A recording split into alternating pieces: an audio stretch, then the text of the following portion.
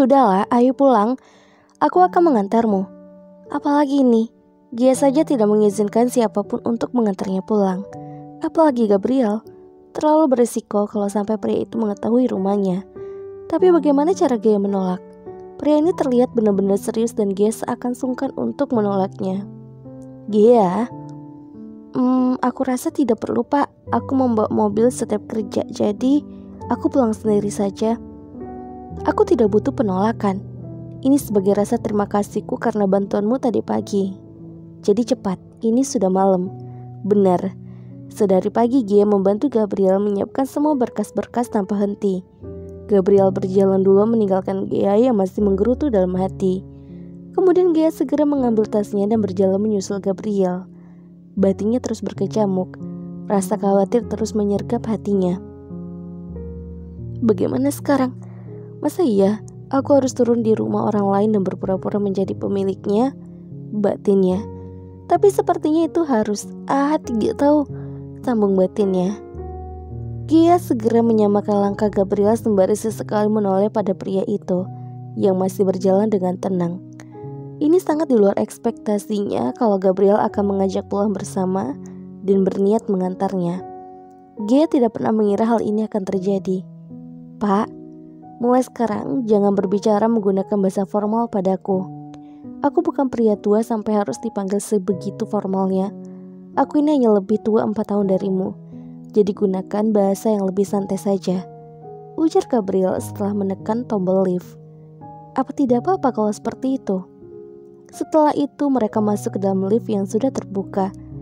Tidak ada siapa-siapa di sana, pantas, karena memang waktu sudah menunjukkan pukul 7 malam. Semua karyawan pasti sudah pulang. Gabriel menekan tombol yang menunjukkan tulisan G di antara angka-angka di sana. Kemudian mundur dan menyandarkan punggungnya pada bagian belakang lift.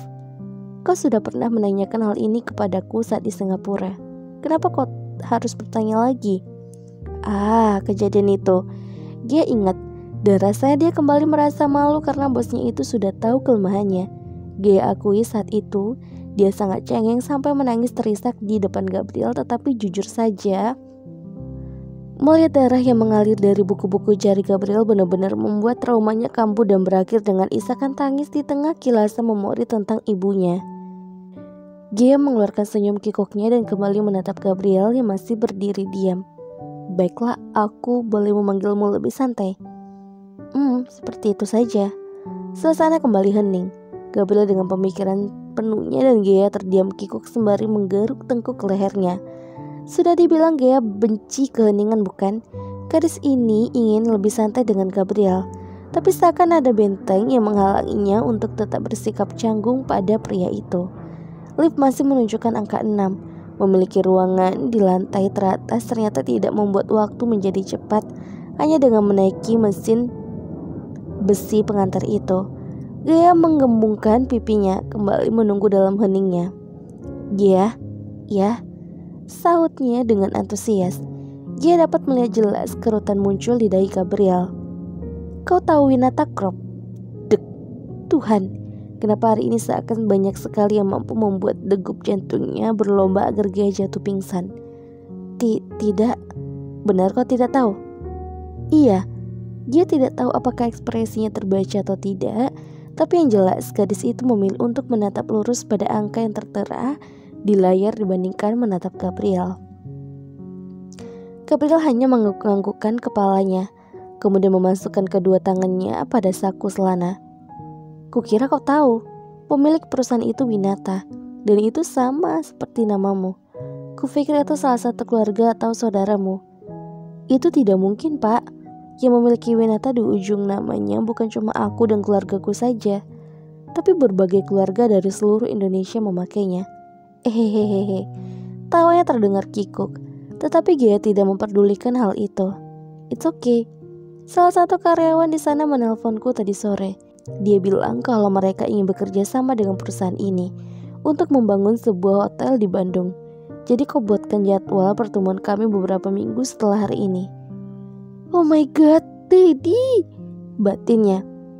Ini harinya. Gia meremas kedua tangannya yang bertautan ketika rasa gugup terus menyerang hatinya. Ini hari pertemuannya dengan Gabriel. pertemuan yang direncanakan oleh ayahnya dan juga ayah Gabriel. Dan Gia tidak dapat menyembunyikan kegugupannya. Masih teringat dengan jelas 3 hari yang lalu saat dimana Gabriel mengantarnya pulang. Dia harus berpura-pura turun di rumah susun yang sedikit kumal karena tidak mau identitasnya terbongkar secepat itu. Begitu pula saat pria itu menjemputnya karena memang mobilnya ditinggal di kantor. Gabriel, pria yang menjadi bosnya, adalah pria yang ibunya tuliskan dalam surat terakhir sebelum beliau tutup usia. Awalnya memang dia menolak dengan keras keinginan ibunya itu. Tapi seketika otaknya kembali mengulang memori kejadian naas yang menimpa ibunya yang juga menjadi trauma besar untuk Gia sendiri, membuat gadis itu berpikir 2 kali. Dan saat Gia menyetujui itulah semua dimulai. Memulai rencana bekerja di tempat Gabriel untuk mengenal lebih dalam bagaimana karakter pria itu dan merubahnya menjadi lebih baik lagi. Apapun caranya, hanya itu yang ingin Gia lakukan. Gia? Iya, Dad.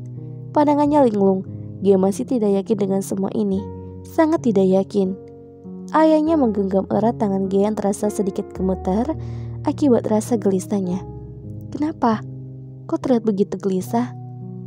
Tidak, tapi Dad, apa ini tidak kecepatan? Aku hanya belum siap dengan reaksinya nanti.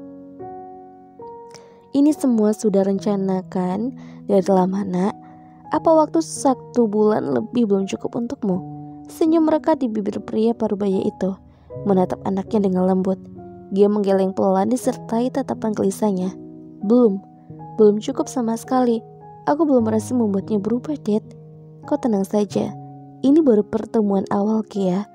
Lagi pula belum tentu Gabriel benar-benar datang, kan? Dan Gia hanya membalasnya dengan anggukan. Jujur, saat seperti ini justru Gia berharap kalau Gabriel tidak akan pernah datang. Dia belum siap. Gadis itu belum siap sama sekali dengan reaksi Gabriel. Pada saat awal Gia menjalani kegiatan menjadi sekretaris Gabriel, gadis itu benar-benar tidak tahu mengenai rencana ini.